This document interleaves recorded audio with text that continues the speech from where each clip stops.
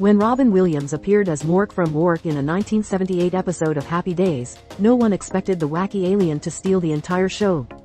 Originally just a one-off character, Williams's electric energy and off-the-cuff improv completely dazzled audiences and even the cast, including Henry Winkler's Fonzie shares Remind magazine. His performance was so magnetic that the producers created a whole new series just for him, Mork and Mindy, which launched his career into orbit. The way he delivered his lines with such speed and spontaneity made it hard to look at anyone else on screen. Even Winkler later admitted Williams was unlike anything they'd ever seen. Fans still talk about the episode as one of the wildest Happy Days moments. It proved sometimes one guest can completely reset the tone of a sitcom.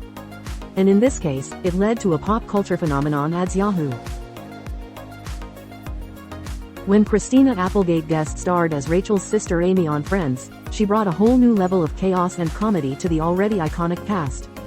Her biting sarcasm and completely oblivious attitude instantly made her stand out, even among a group of stars already known for great chemistry shares cinema blend. Applegate's performance was so memorable she won an Emmy for it, and fans still quote her hilarious one-liners. It wasn't just funny, it was layered with just enough heart to keep her from being cartoonish. Watching her go toe-to-toe with Jennifer Aniston added an edge the show didn't always have. Her scenes felt sharper, faster, and even more alive. It's no wonder many wished Amy Green had become a recurring character. She left her mark in just one episode, adds Us Weekly. When William Shatner showed up on Third Rock from the Sun as the big giant head, he took the show's already offbeat humor to another level. His appearance felt like the perfect blend of self-parody and classic Shatner swagger. He didn't just play the part, he embraced the show's silliness like he'd been part of it from the beginning. His comic timing was spot on, and his chemistry with John Lithgow was both ridiculous and delightful. The running joke about seeing something on the wing of the plane, a nod to both actors' Twilight Zone appearances, was gold. Shatner didn't just cameo, he took control. For a brief moment, the show was entirely his, and fans loved every second of it. Jack Black as a hyper-macho acting coach on Will and Grace was one of those cameos that could have easily gone unnoticed, but he turned it into an unforgettable performance. From his over-the-top physical comedy to his oddly tender moments, he balanced absurdity and sincerity like a pro. He managed to hold his own opposite the quick-witted cast and even pushed their timing to a new gear. His scenes with Megan Mullally's Karen were especially outrageous and full of unexpected chemistry. You could tell the cast was having as much fun as the audience. It was the kind of chaotic energy that's hard to fake. For a show that thrived on fast banter and larger-than-life personalities, Jack Black still managed to feel like the biggest one in the room. And that's saying something.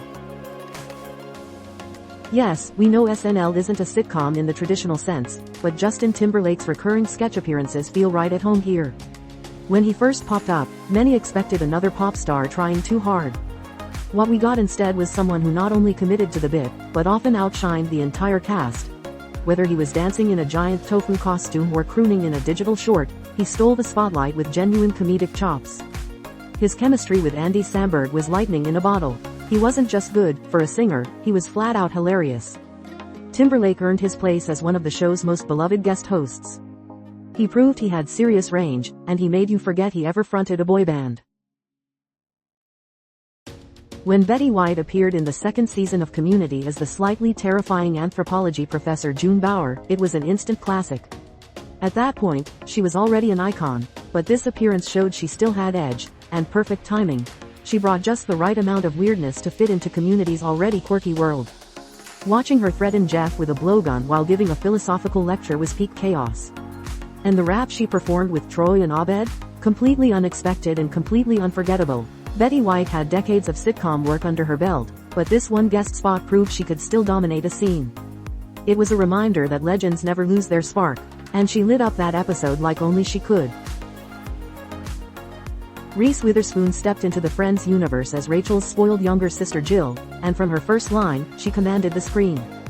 Her sharp delivery and comic timing felt like she'd been part of the cast for years. She wasn't afraid to play petty, and the rivalry between Jill and Rachel over Ross was hilariously tense. Witherspoon's ability to act completely oblivious and still somehow charming was impressive. Every scene she was in felt more charged. Fans hoped she'd return, but her brief arc left a lasting impression. Sometimes one well-delivered eye roll is all it takes, and she had several.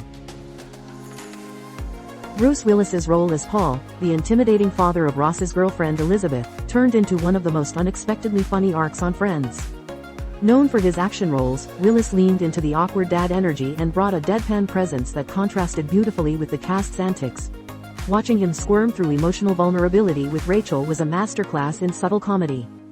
He even won an Emmy for his performance. The bathroom mirror pep talk scene? Instantly iconic. It's rare to see someone so famous for tough guy roles do goofy this well. But Willis nailed it and made us wish Paul stuck around longer. He wasn't just a guest, he was the whole show for a few episodes. Carrie Fisher's cameo on 30 Rock as Rosemary Howard, Liz Lemon's childhood writing hero, was a masterstroke of guest casting. Fisher played a burnt-out, politically incorrect TV writer who showed Liz what the industry used to be, and maybe still was. Their scenes were layered with satire, nostalgia, and just a bit of sadness, and Fisher balanced it all effortlessly.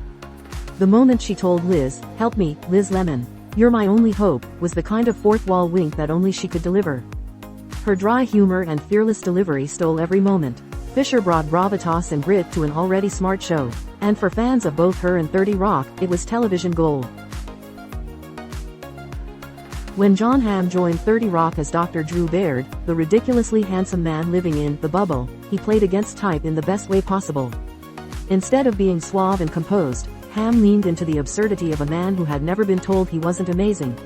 Watching him fumble through basic tasks because no one ever corrected him was comedic perfection. Hamm's willingness to look foolish gave him an edge that made the rest of the cast seem like straight men in his scenes. Every moment with Tina Fey felt like an improv sketch in the best sense. He proved he could be more than a dramatic lead. In fact, he might be even better at being ridiculous. Kathy Bates appeared on The Office as Jo Bennett, the tough-as-nails CEO of Sabre who came in like a hurricane and shook up Dunder Mifflin. Her commanding presence made everyone around her nervous, including Michael Scott, and that alone was impressive. Bates managed to blend no-nonsense authority with a sly humor that made her scenes pop. She didn't need a lot of screen time to leave a strong impression. Her southern charm mixed with firm leadership gave the show a jolt. And watching Michael try to impress her was cringe comedy at its best. She elevated the energy in every room she entered. Jo wasn't just visiting, she took charge. James Spader's turn as Robert California was one of the weirdest and most hypnotic parts of The Office's later seasons. From his first monologue in the conference room, it was clear this was not a typical boss character.